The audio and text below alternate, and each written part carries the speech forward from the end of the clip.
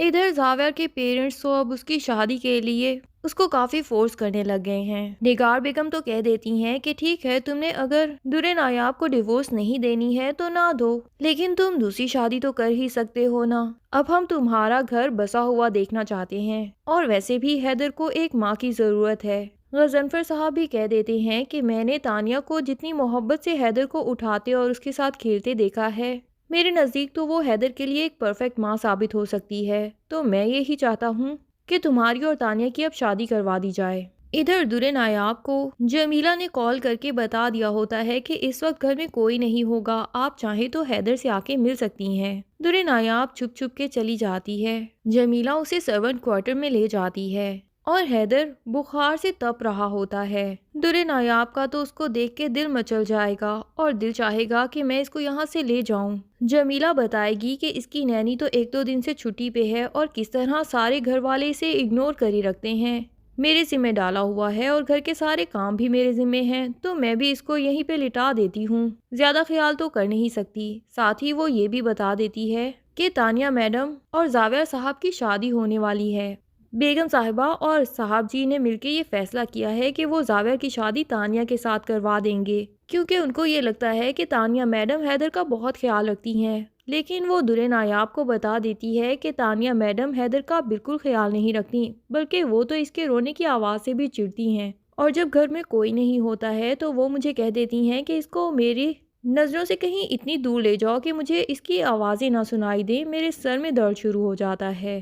اور جو ہی زاویہ صاحب آفس سے واپس آنے لگے ہوتے ہیں، تبھی تانیہ میڈم مجھے کال کر کے حیدر کو بلوا لیتی ہیں، تاکہ زاویہ صاحب کے سامنے یہی شو کروائیں کہ سارا دن انہوں نے ہی حیدر کا خیال رکھا تھا۔ درِ نایاب کا یہ باتیں سن کے دل بہت اداس ہو جاتا ہے، اور جب وہ حیدر سے مل کے گھر جاتی ہے تو وہ خوش ہونے کی بجائے اور بھی زیادہ اداس ہوتی ہے۔ دادی اس کی اداسی بھانپ لیتی ہیں اور اس سے پوچھتی ہیں کہ آخر ایسا کیا ہوا جو تم حیدر سے مل کے خوش ہونے کی بجائے اور زیادہ اداس ہو گئی ہو۔ اب درِ نایاب دادی کو بتا دیتی ہے ساری صورتحال، کہ ان لوگوں نے صرف اور صرف میرے ساتھ ضد لگانے کے لیے حیدر کو مجھ سے چھین لیا ہے، لیکن وہاں پہ حیدر کا کوئی خیال رکھنے والا نہیں، اور سوائے زاویہ کے کوئی بھی حیدر سے شاید محبت بھی نہیں کرتا دل سے۔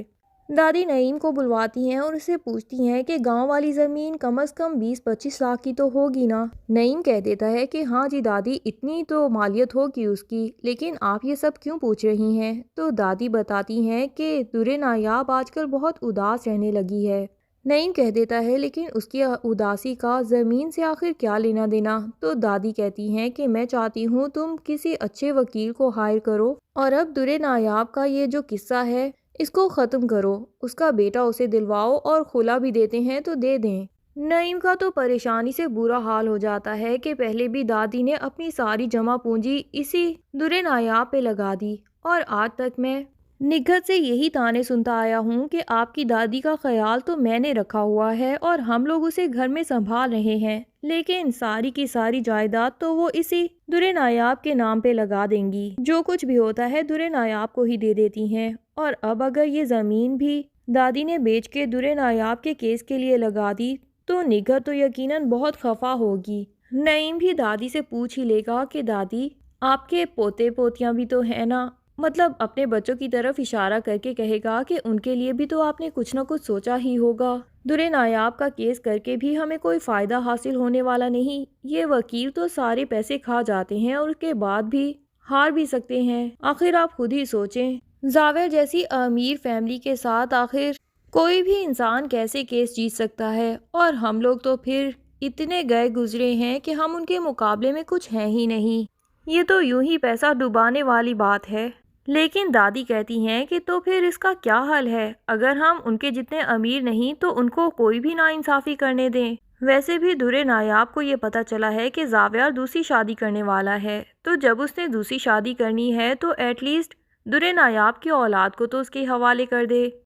ادھر درِ نایاب جب جنید سے بات کرتی ہے تو اسے پتا چلتا ہے کہ جنید بھی واپس اپنے گھر میں نہیں گیا، بلکہ گھر والوں کے رویے کی وجہ سے اس نے گھر ہی چھوڑ دیا ہے۔ اب تو درِ نایاب کو اور بھی اداسی ہوتی ہے کہ اس کی وجہ سے ہی جنید بھائی کا گھر پہ رہنا بھی مشکل ہو گیا، نہ وہ اس دن گھر چھوڑ کے آتی اور نہ ہی جنید بھائی اس کی ہیلپ کرتے اور نہ ہی ان کے اوپر الزامات لگتے۔ وہ دادی کو کہتی ہے کہ میرا تو جنید بھائی کو دیکھ کے دل ہی اداس ہو رہا ہے، ایسی حالت میں تو الٹا گھر والوں کی زیادہ ضرورت ہوتی ہے، لیکن جنید بھائی تو اپنے گھر والوں کو چھوڑ رہے ہیں۔ اور پھر دادی سے کہتی ہے کہ یہ سب کچھ میری وجہ سے ہوا ہے، کاش میں یہ سب کچھ ٹھیک کر پاؤں۔ دادی بھی کہتی ہیں کہ جنید غلط کر رہا ہے، اس وقت وہ صرف جذباتی ہو رہا ہے، اسے چاہیے کہ گھر والوں کے ساتھ ہی مل جل کے رہے۔ لیکن درِ نایاب بتاتی ہے کہ جنید کی بیوی جسے وہ طلاق دے چکا ہے وہ ابھی تک اس گھر میں ہے، اور شاید اسی وجہ سے ہی جنید بھائی اس گھر میں نہیں جا رہے ہوں گے۔ اب جب درِ نایاب تانیہ اور زاویار کی شادی کی خبر سن کے واپس گھر آئے گی تو وہ جنید بھائی کو بھی موقع ملتے ہی کال کر کے بتائے گی کہ گھر والوں کے اب کیا پلانس چل رہے ہیں۔ لیکن جنید تو یہ بات بہت پہلے سے ہی جانتا تھا کہ تانیہ اس کے ساتھ شادی تو کرنا ہی نہیں چاہتی تھی، بلکہ وہ تو زاویار کے ساتھ شادی کرنے کے لیے ہی اس کو صرف استعمال کر رہی تھی۔ تو وہ درِ نایاب سے کہہ دیتا ہے کہ درِ نایاب بھابھی، آپ کو کسی چیز کی کوئی فکر کرنے کی ضرورت نہیں، میرے لیے اس گھر کے لوگ اب بالکل پرائے ہو چکے ہیں، اور وہ جو بھی کچھ کرتے ہیں مجھے کسی چیز سے کوئی فرق نہیں پڑنے والا۔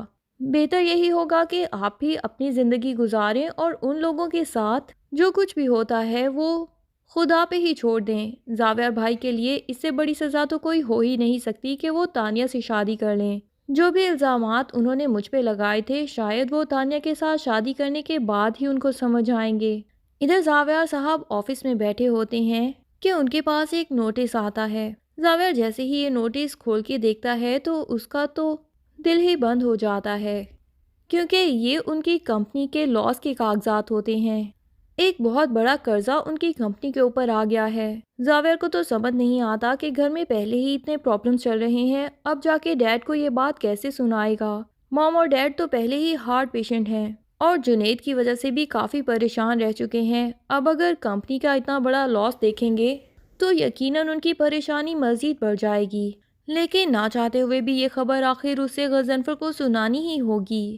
غضنفر اور نگار کو جب پتہ چلے گا کہ ان کی کمپنی بینکرپٹ ہو چکی ہے تو وہ لوگ اپنے گھر کو بھی گروی رکھ کے لاس پورا کرنے کی کوشش کریں گے، لیکن کسی چیز سے بھی کوئی فائدہ نہیں ہوگا اور بالآخر ان کی کمپنی کا دیوالیہ نکل جائے گا، اور جو کہ گھر بھی انہوں نے گروی رکھا ہوگا تو بالآخر گھر کی بھی نیلامی ہو جائے گی، اور شاید ان کی اتنی زیادہ جائیداد اور چلتا بزنس جب ختم ہو جائے گا تبھی انہیں اندازہ ہوگا کہ کسی مظلوم انسان کے اوپر جب ظلم کیا جاتا ہے تو اس کو کیسا محسوس ہوتا ہے۔ انسان کے پاس اگر پیسہ آ جائے تو اس کا مطلب یہ نہیں کہ وہ خدا بن جائے، بلکہ یہ مال و دولت تو کبھی بھی زندگی سے نکل سکتا ہے، اگر باقی رہ جاتا ہے تو وہ صرف اور صرف انسان کا کردار ہوتا ہے۔